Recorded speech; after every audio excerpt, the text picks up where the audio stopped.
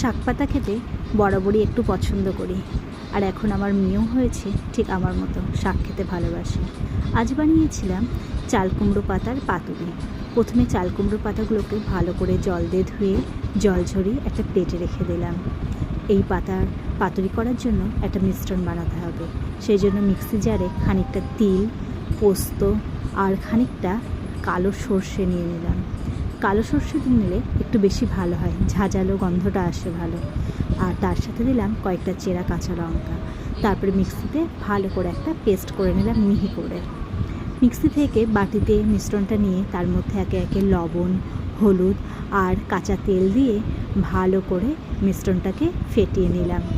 সব উপকরণগুলো যাতে ভালোভাবে মিশে যায় সেই জন্য মিশ্রণটাকে ভালো করে নিলাম।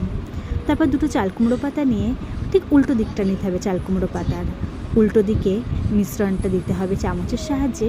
অল্প অল্প করে মিশ্রণ দিলাম, খুব বেশি দিলে হবে না, তাহলে কিন্তু মিশ্রণটা বেরিয়ে যাওয়ার ভয় থাকবে। তারপর পাতাগুলোকে ঠিক যেমন আমরা পানের খিলি করি ঠিক সেইভাবে আলতো হাতে সুন্দর করে মুড়িয়ে দিতে হবে। দেখতে হবে পাতাগুলো যাতে খুলে না যায়, সেই জন্য সুন্দর করে ঠিক এইভাবে পানের খিলির মতো একটা একটা করে পাতাগুলোকে বানিয়ে নিলাম। তারপর আর কি, কড়াইয়ে সর্ষে তেল দিয়ে একে একে পাতাগুলো তেলের মধ্যে দিয়ে দিলাম।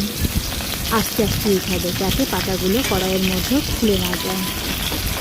একদিকটা ভালোভাবে ভাজা ভাজা হয়ে গেলে উল্টো দিকটা করে নিতে হবে। উল্টে দিয়ে উল্টো দিকটাও ভালো করে ভেজে নামিয়ে নিতে হবে। রেডি চাল কুমড়ো পাতার পাতুরি। ব্যাস, গরম ভাতে এটা হলে আর কিছুই চাই না।